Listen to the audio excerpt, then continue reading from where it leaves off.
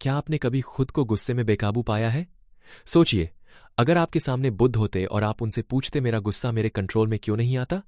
यही सवाल एक व्यक्ति ने गौतम बुद्ध से किया। बुद्ध मुस्कुराए और बोले, बैठो, मैं तुम्हें एक कहानी सुनाता हूं।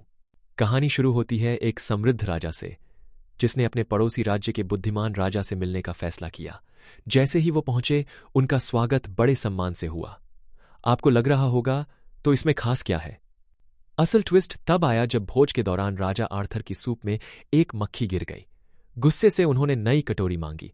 पड़ोसी राजा ने मुस्कुराकर कहा, महाराज, ये सिर्फ एक छोटी सी मक्खी है, इस पर गुस्सा मत कीजिए।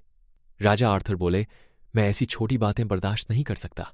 अब यहां ध्यान दीजिए, यहां रिएक्टिव माइंड और प्रोएक्टिव माइंड का फर्क है। पड़ोसी राजा ने समझाया, मक्खी ने आपके मूड को नहीं बिगाड़ा, आपकी प्रतिक्रिया ने बिगाड़ा। भावनाओं को कंट्रोल करना आपकी शक्ति है, उनका शिकार मत बनिए। सोचिए, अगर हम भी इस सलाह को अपनाएं, तो हमारे जीवन में कितनी शांति आ सकती है। अब आप सोच रहे होंगे, राजा तो राजा है, पर हम आम लोग क्या करें? चलिए, आपको एक और कहानी सुनाता हूं। एक नौजवान थाइथन, वो बेहद इमोशनल था। छोटी छोटी बातों पर जल्दी रिएक्ट करता, रिश्ते बिगड़ जाते। इथन ने महसूस किया कि उसके रिएक्शन उसके लिए खुद जाल बनते जा रहे हैं। ऐसे में उसने माइंडफुलनेस और मेडिटेशन का सहारा लिया। माइंडफुलनेस यानी मौजूदा पल में सजग रहना, और मेडिटेशन मतलब मन को ट्रेंड करना। शुरुआत में मुश्किल हुई। इथन सोचता, क्या मैं कभी अपने गुस्से पर काबू पा पाऊंगा? पर हर बार जब गुस्सा आता, उसने खुद को रोकने की कोशिश की, गहरी सांस ली, स्थिति को तटस्थ नजर से देखा। धीरे धीरे इथन की प्रतिक्रिया बदलने लगी। अब वो सोच समझकर जवाब देने लगा, जिससे उसके रिश्तों में भी सुधार आया।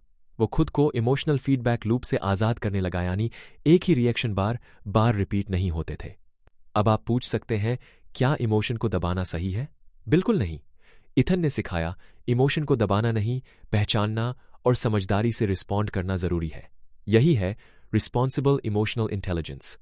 क्या आपने कभी गौर किया है, जब आप गुस्से में तुरंत जवाब देते हैं तब बात बढ़ जाती है, लेकिन जब आप शांत रहते हैं तो माहौल बदल जाता है। इथन के साथ भी ऐसा ही हुआ। एक दिन उसकी दोस्त जेसिका उसके पास आई, बहुत परेशान थी।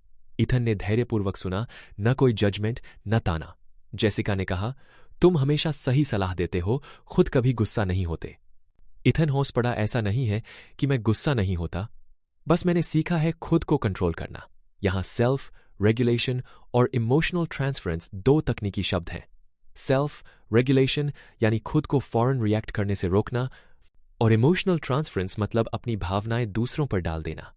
इथन अपने अनुभव से जेसिका को सिखाता है, इमोशंस को समझो, उन पर काम करो, तभी रिश्ते मजबूत होंगे। यही वजह थी कि लोग उसे उसकी शांति और समझदारी के लिए पसंद करने लगे। अब सोचिए, अगर आप भी रिएक्ट करने से पहले ठहर जाएं, तो कितने झगड़े, गलतफहमियां और पछतावे बच सकते हैं। क्या आप अगली बार ट्राई करेंगे? अब आइए बुद्ध के महान विचारों पर लौटते हैं। बुद्ध कहते हैं, गुस्सा पकड़ना जहर पीने जैसा है और उम्मीद करना कि दूसरा मरेगा। कितनी गहरी बात है। कई बार हम अपनी ही सोच के कैदी बन जाते हैं। माइंडसेट और अटैचमेंट, ये दो शब्द यहां अहम हैं। माइंडसेट यानी सोचने का नजरिया, और अटैचमेंट मतलब चीजों या रिश्तों से जरूरत से ज्यादा जुड़ाव। बुद्ध ने कहा, शांति बाहर नहीं, भीतर है। जब हम बार बार बीती बातों में उलझे रहते हैं या भविष्य की चिंता में डूब जाते हैं, तब वर्तमान का सुख खो देते हैं। अगर आप सोच रहे हैं, क्या वाकई मन की शक्ति इतनी बड़ी है, तो याद रखिए, हम वही बनते हैं जो हम सोचते हैं। जैसे कोई कलाकार अपने रंगों से तस्वीर बनाता है, वैसे ही हमारे विचार हमारे जीवन को रंग देते हैं। तो अगली बार जब गुस्सा, ईर्ष्या या दुख आपको घेरने लगे, ठहरिए, गहरी सांस लीजिए और खुद से कहिए, मैं अपने मन का स्वामी हूं, गुलाम नहीं। यही है असली आजादी, यही है सच्चा सुख।